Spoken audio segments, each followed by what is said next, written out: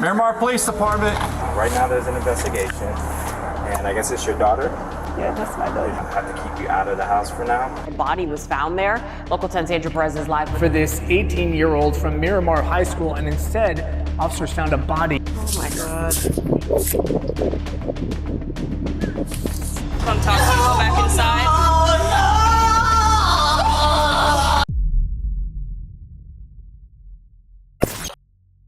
On Sunday, October 17th, 2021, in Broward County, Florida, a nurse named Molin Emil contacted police to report that her 18-year-old son, Dwight Grant, known to friends and family as DJ, was missing. But the situation didn't unfold smoothly because DJ was legally an adult. Police informed Molin that they would need to wait at least 48 hours before formally issuing a missing person alert. According to his mother, DJ was not the kind of person who would disappear without saying a word. He lived responsibly, focused on school, and stayed in constant contact with his family. He wasn't staying with friends, and no one had seen him anywhere. By Monday morning, panic had fully set in. DJ failed to show up for any of his classes. Family members and friends searched everywhere DJ might have gone, calling everyone he knew. Driving through neighborhoods, handing out flyers, everything led nowhere. In moments of absolute desperation, a grieving mother will search for hope anywhere it might exist. And in this case, that hope came from an unexpected place: surveillance cameras. On Tuesday, October 19th, after reviewing security footage, DJ's family spotted something deeply disturbing. DJ, alongside several other individuals, engaged in what appeared to be a violent confrontation. That discovery prompted Molin to make a second call to police, this time armed with video evidence. Officers immediately responded to the apartment complex where DJ lived and began investigating. At the same time, other officers went to DJ's high school, hoping classmates could provide critical information. So like he has anxiety? No, I have Okay, so he would check on you. Yeah. Do you know the girl that he's talking to or trying to talk to? No. No, does he have a girlfriend? Not to my knowledge, no. No? Okay. All right. So you haven't seen him? What's up, man? No, everything good?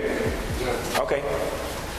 Okay, so you haven't spoken to him since. Sunday. Is this his behavior? Like, does he do it? He's a good kid? He's a good kid. He doesn't drink. He doesn't smoke. He goes out. He has a plan. He goes out with his friends. He calls literally all of us all the time to let us know. Nothing in DJ's past suggested he would vanish or become involved in anything dangerous. But the most horrifying clue, the one no one ever wants to find, was uncovered by investigators searching the apartment complex grounds. Oh my God.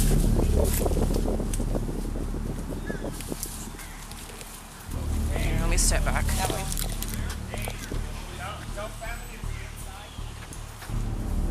Can you guys go back inside for me?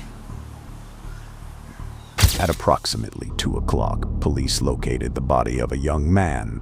They followed a trail of blood along the stairwell hallway that led into nearby bushes, where the body had been concealed. Tragically, DJ's mother saw what was happening and panicked. Police attempted to calm her and asked her to wait while they completed their investigation, as there was still a possibility that the victim was not DJ. Can you go back inside, please? Don't. Just do as I ask, please. In a few minutes, an officer will come talk to you. Go back inside.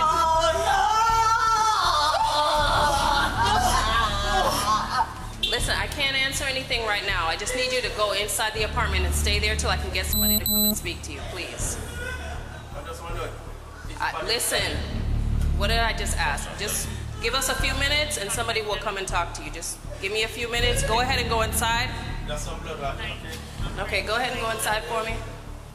The area was then secured so investigators could process the scene and collect evidence. 4 specialized officers remained on site to preserve the scene, search for physical evidence, and most importantly, determine the victim's identity as quickly as possible.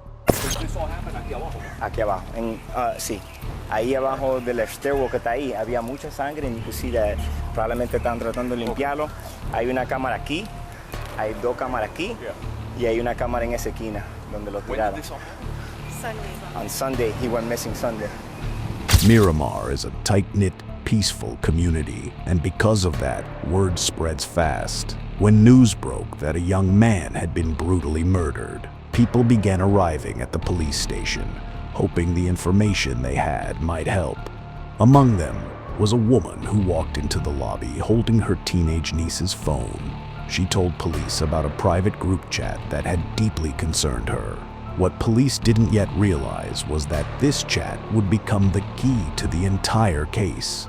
Can you just give me a brief rundown? I'm so sorry. No, I've seen on the news that they found a body over by Sherman Circle, and they keep showing a picture of the kid that goes to Miramar High, saying they can't guarantee that it's him, basically, blah, blah, blah. Okay. But on my niece's phone, all the texts are coming through that they're her friends. There's people from school there, and they know it's him. Okay. I just came here because my niece was telling me that she had got these texts from this girl yesterday from the modeling, and she said it was the most traumatizing day of her life when she seen him yesterday, which would have been Sunday.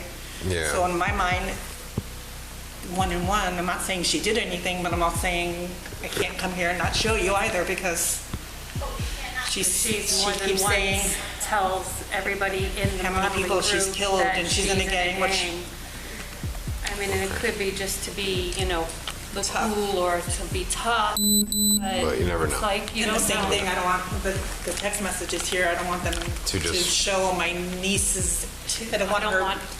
Like I don't her want her to name. associate Right. with, okay. The following day, investigators confirmed what they feared. The body belonged to DJ Grant, a Miramar High School student reported missing just days earlier. Still so many more questions than answers at this hour. Our officers came out here because they were helping the search for this 18-year-old from Miramar High School, and instead, officers found a body in the bushes. DJ had suffered 2 fatal wounds, one to the neck and one to the chest. A knife was also found nearby, hidden in the bushes beside his body. Now police had to piece together a shattered picture physical evidence from the scene, and more importantly, the contents of that group chat. Inside the messages, investigators uncovered disturbing conversations involving 3 teenagers. Andre Dexter Clemens, 17 years old, Jaslyn Smith, 16 years old, Christy Parisian, 17 years old. Police moved fast. Christy was the first person they approached. Miramar Police Department. How you doing, ma'am? Are you the only one here? Christy? Is Christy here? No, Are you Christy? no, Oh, okay. that's my daughter. No, I'm saying, is anybody else in the house? No. Okay. Right now there's an investigation, and I guess it's your daughter. Yeah, that's my I daughter. have to keep you out of the house for now. Me? Yes. Nothing has to do with you personally, but we have to keep everybody out of the apartment. So if there's anybody else in there that's in there, No, the sister, she's at work right now. but nobody else is inside. No, only When three you of get some, us. you got shoes on, okay. So we have detectives that are going to get a search warrant. Okay. So right now, we're just going to make sure nobody's inside, and then we're going to close the door, and then we're going to wait for the warrant to get here, and When then I can come back.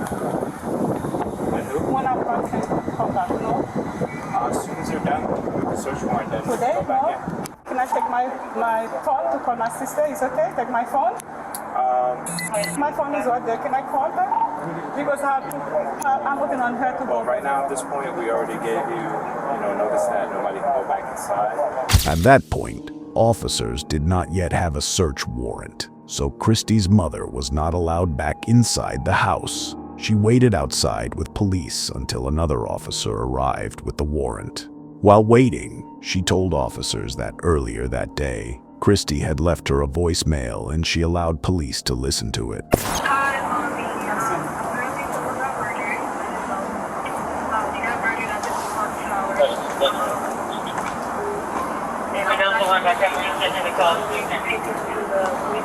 I'll be back home, and I will have my phone so they can my phone. So, okay. At the same time, another investigative team had already located Christy and brought her to the station for questioning. Her mother wanted to go to the police station, but officers feared that movement could interfere with the investigation. No one was allowed to leave the home. So are you going to be around here? Are you sticking around here? Or are you leaving? Leaving where? You're not going anywhere, right? No, I was going to the police station. No, I mean right now. I'm waiting for my sister to go to the police station because my sister drives. Okay. Well, don't go too far because when we're done, we're going to need you here. No, I'm just going to the police station, that's it, to see what happened, that's all. Okay. To see what happened, that's it. I'm not going nowhere because I don't know where to go. I mean, honestly, you go to the police station, they're not going to tell you anything. How old is your daughter? What's she at now? What now? How old is she? She's 17. Oh, she's a juvenile. I mean, you can do what you want. I just don't want you to go too far. Next on the list was Jaslyn Smith.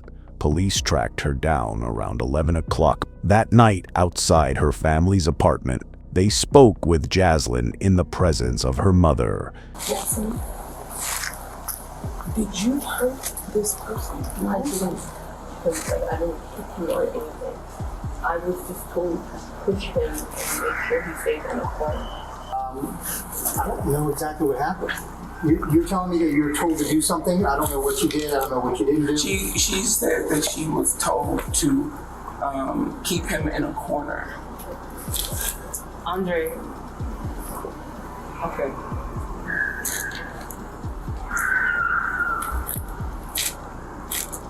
Andre told me that somebody had pissed him off, or somebody that was messing with somebody else's girl or something. It had to do with some type of chick. And that he was upset and that he needed some backup for a fight. He told me it was just a fight.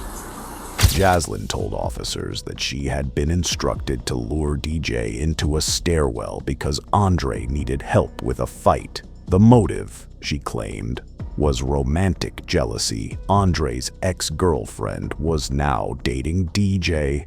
You guys don't have to stay here. You do not have to talk to me. Are you going to arrest my child? No, I'm not going to arrest your child. I want to hear what she has to say, but I wanted to reiterate because I said it to you and she wasn't here. That's all. He told me to dress up in all black and follow him. Andre? Yes. I won't do rag and everything. He just said, do this for me. Just help me out with a fight. We'll be fine. We walked all the way there and walked up the stairway. And Chrissy was there. Chrissy had seduced him from what I know. I was trying to just pretend and forget that it didn't happen. I already knew that if something like this was going to happen, I already knew the cops were going to show up sooner or later. And I already started preparing myself for the worst, Ma. What do you mean by preparing yourself for the worst? If they send me away, Ma. Because by everything I've already said, I'm an accomplice. And I know this, but I'm sorry. Come here. I can't. Come here.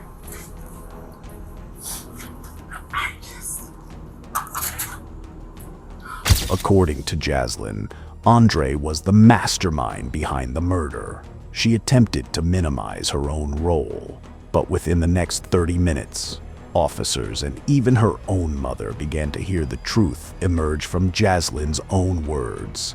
She described the planning, the coordination, the signals, the roles each person played, and actions that went far beyond anything her mother could have imagined her 16-year-old daughter was capable of. So I'd like for you to kind of tell me step by step on how everything occurred, you know? Before Sunday, before he came over.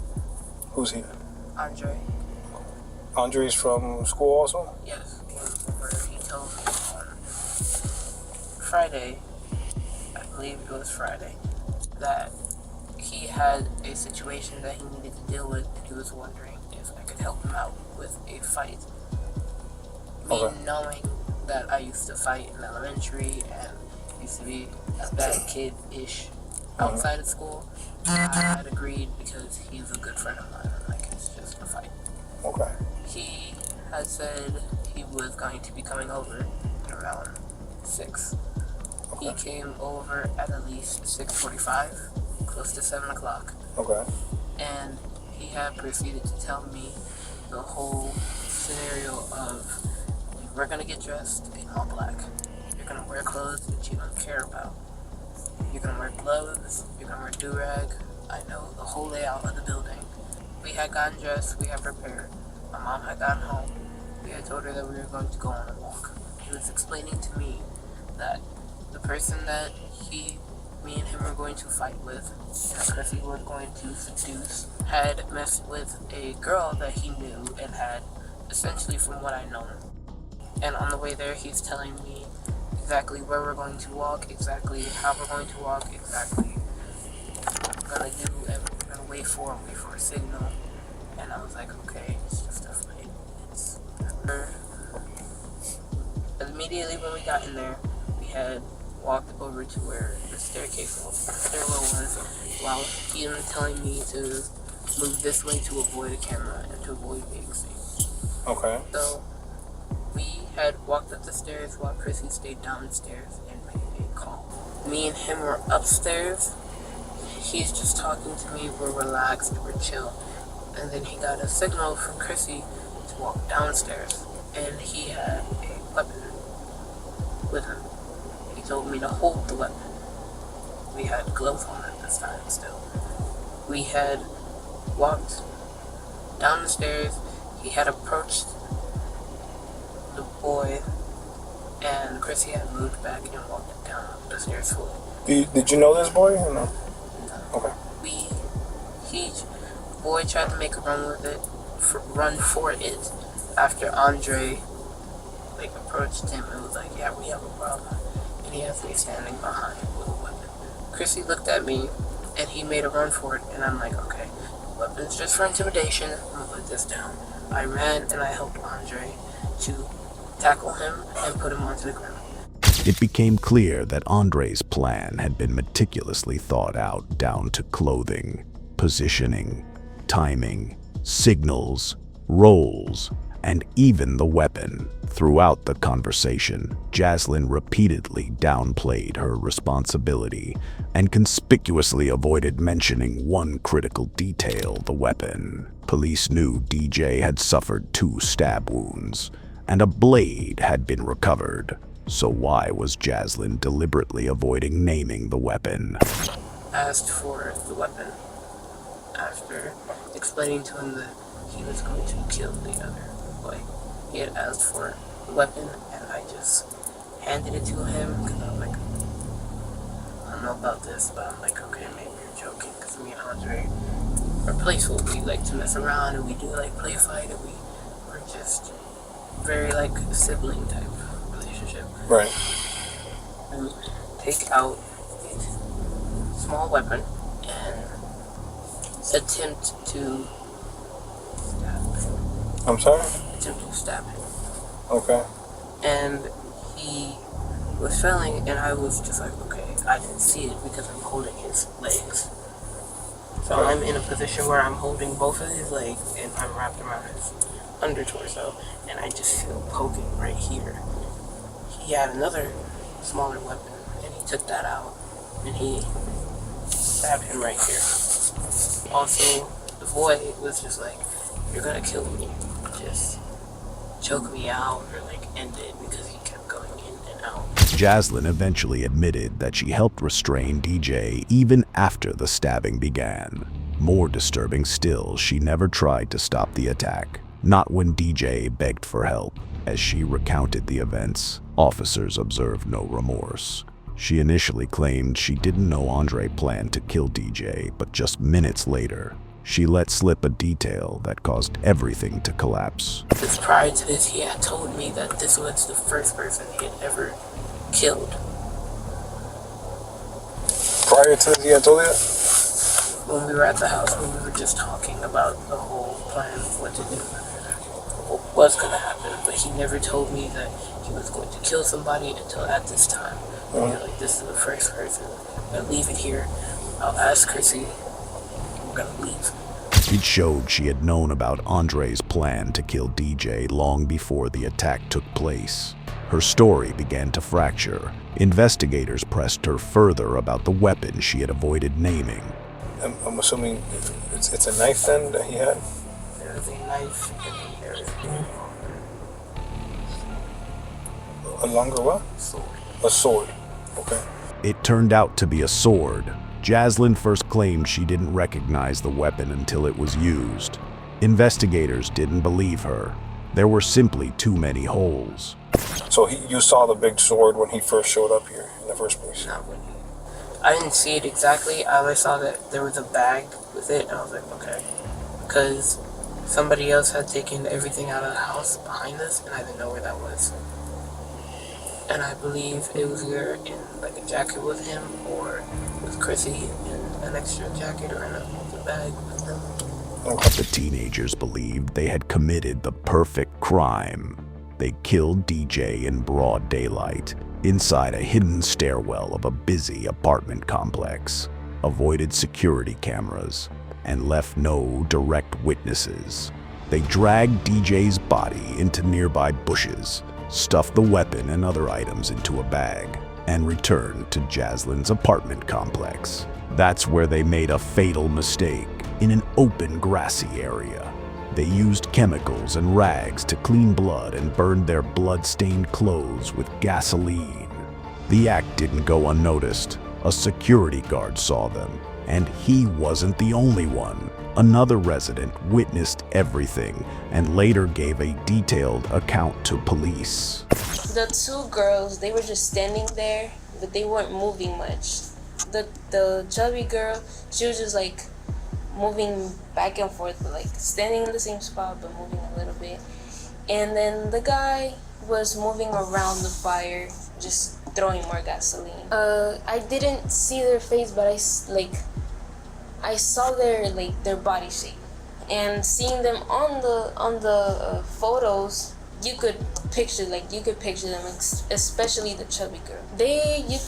You could feel the traumatization from them, and you could feel like they were scared, but you could also feel like they had that energy of the way of thinking like he deserved it. Like you could notice that. At that point, the evidence was overwhelming. Within days, police arrested all three suspects, Jaslyn Smith, Christy Parisian, and Andre Clemens. All were charged as adults. Each faced charges of evidence tampering and conspiracy to commit murder. Christy and Jaslyn were charged with second-degree murder. Both later pleaded guilty and were sentenced to 25 years in prison, followed by 10 years of probation. Andre Clemens, 17 years old at the time of the crime, was identified as the mastermind and the individual who delivered the fatal blows with the sword. He faced the most serious charge, first-degree premeditated murder. On February 18th, 2025, Andre Clemens, then 20 years old, pleaded guilty. He was sentenced to 40 years in prison, followed by lifetime probation.